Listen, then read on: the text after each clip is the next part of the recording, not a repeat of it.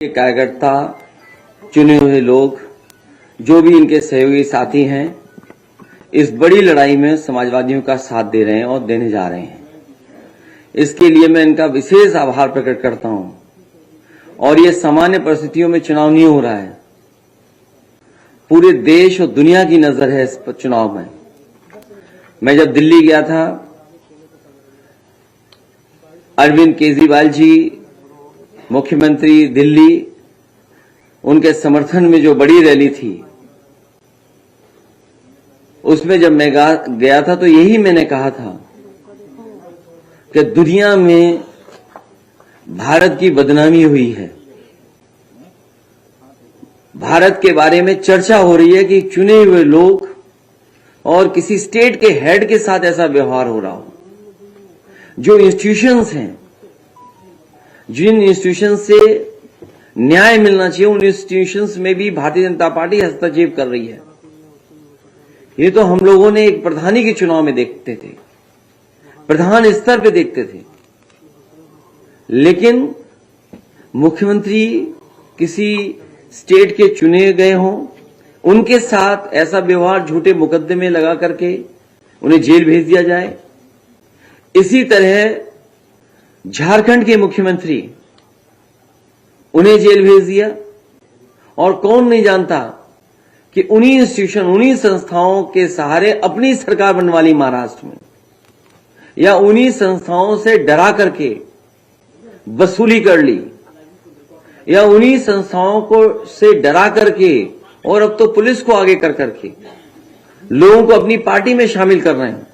कई साथी जो भारतीय जनता पार्टी में गए हैं, उन्होंने कहा कि हम शरीर से तो जा रहे हैं, लेकिन हम आत्मा से और अंदर से आपके साथ हैं।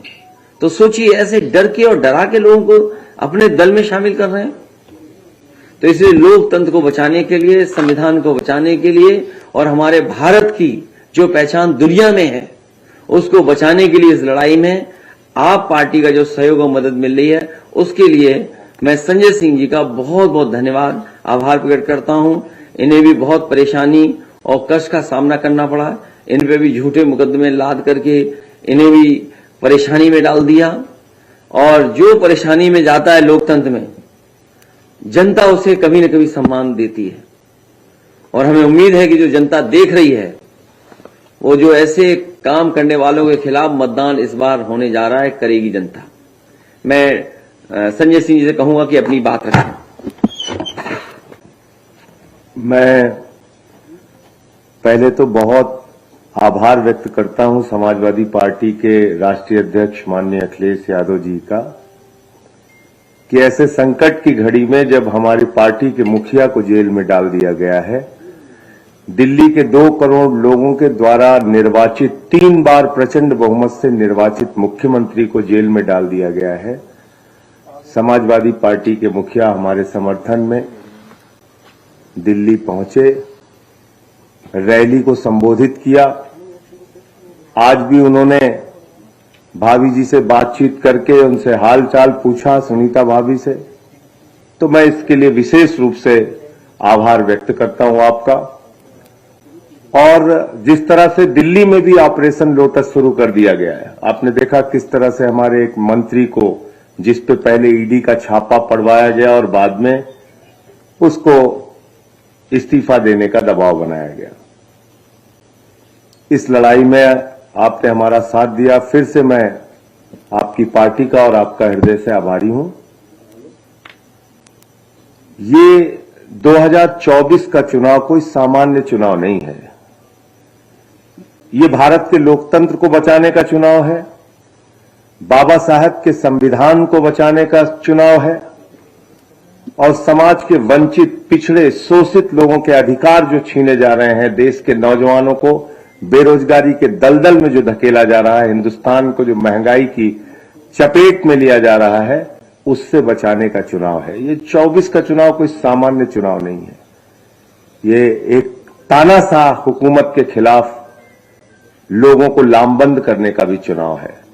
और मैं सिर्फ इतना कहना चाह रहा हूं कि इंडिया गठबंधन 2024 का चुनाव जीतेगा, और समाजवादी पार्टी के जितने भी आज जो बातचीत हुई आपसे, अखिलेश जी से, अध्यक्ष जी से, जहां जहां समाजवादी पार्टी के कैंडिडेट उत्तर प्रदेश में हैं, हम यूपी का चुनाव नहीं लड़ रहे हैं, हमारा एक एक कार्यकर्ता, जहां हमारे निर्वाचित प्रतिनिधि हैं, सभासद हैं, चेयरमैन हैं, वो सारे लोग और एक एक कार्यकर्ता समाजवादी पार्टी के कैंडिडेट को जिताने के लिए काम करेगा, क्योंकि ये बड़ी लड़ाई है, लोकतंत्र को बचाने की लड़ाई है, तानाशाही को खत्म करने की लड़ाई है।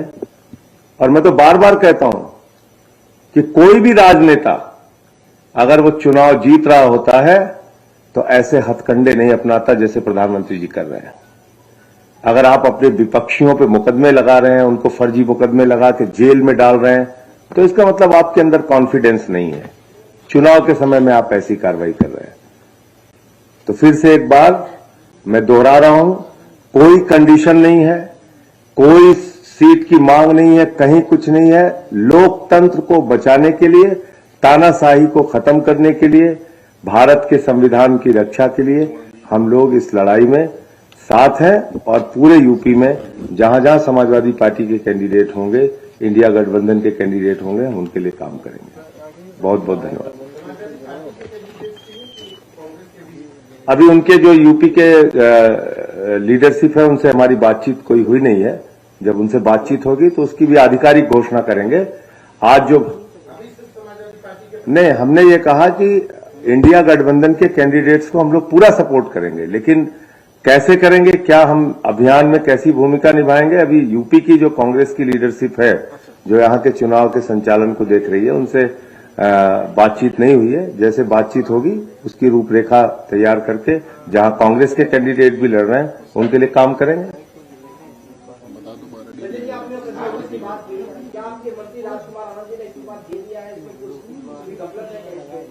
अब उन्होंने सार्वजनिक रूप से आके बयान तो दे ही दिया है, सबके सामने बयान दिया है।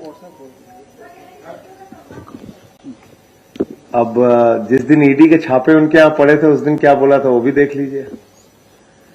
और जब बाबा साहब के संविधान दिवस पे उन्होंने मुख्यमंत्री जी को बुलाया था अपने कार्यक्रम में, उस दिन उन्होंने क्या बोला था मुख्यमंत्री जी के बारे में और कितना सम्मान दलितों का अरविंद केजरीवाल जी कर रहे हैं, वो सारे वीडियो निकाल के देख लीजिए।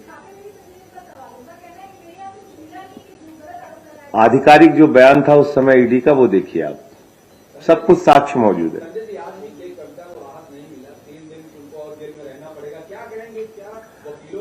पीएमएलए का जो कानून है वो जटिलताओं से भरा हुआ है। उसमें ऐसे अमेंडमेंट्स हो गए 2018 में जिसमें बेल मिलना मुश्किल होता है।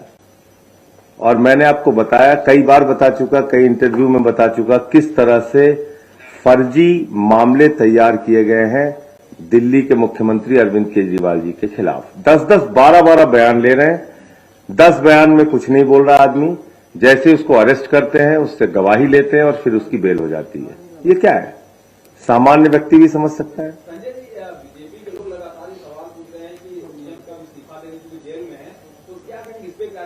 मणिपुर के सीएम के बारे में पूछ रहे हैं? किस सीएम के बारे में पूछ रहे हैं? नहीं, मणिपुर के सीएम को इस्तीफा देना चाहिए। 1 साल से जहां पे हिंसा हो रही है, एक कारगिल के फौजी की पत्नी को निवस्त करके घुमाया गया, जिस राज्य के अंदर कत्लेआम हो रहा है, वहां के मुख्यमंत्री का इस्तीफा नहीं मांगते। जिस अजय मिश्रा टेनी के बेटे ने 4 किसान अन्नदाताओं को कुचल के मार दिया, वो देश के गृह राज्य मंत्री हैं, उनका इस्तीफा नहीं मांगते। अरविंद केजरीवाल का इस्तीफा चाहिए, जो बिजली, पानी, शिक्षा, स्वास्थ्य पे अनुकरणीय काम कर रहे हैं।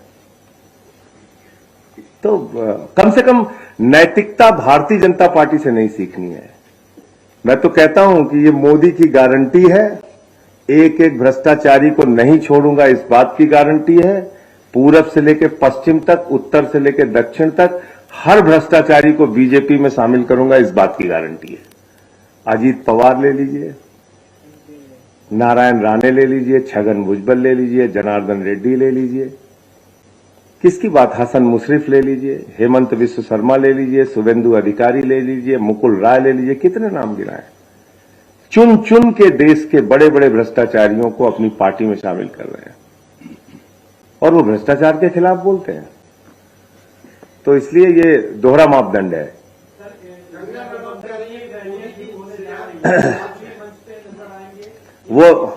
वो जैसा अखिलेश जी का जैसा आदेश होगा हम हर तरह से काम करेंगे। गंगा नमक कह रही है मोदी जी श्री रामचंद्र जी का अंश है, कह रही है साक्षात वो राम के चरित्र का अंश है, तो ये गलत नहीं होगा। और अगर आप सब राम की सेना है तो मैं भी राम सेतु की गिलहरी हूँ। किसके लिए कह रही हैं कि मोदी जी को राम का अंश बता। अब देखिए जब इंसान अपने आप को भगवान से तुलना करने लगे तो वो अहंकार की पराकाष्ठा होती है। प्रभु श्री राम मर्यादा के प्रतीक हैं। प्रभु श्री राम हिंदुस्तान के करोड़ों लोगों के आदर्श हैं। उनसे किसी की तुलना करना मैं समझता हूं कि ये प्रभु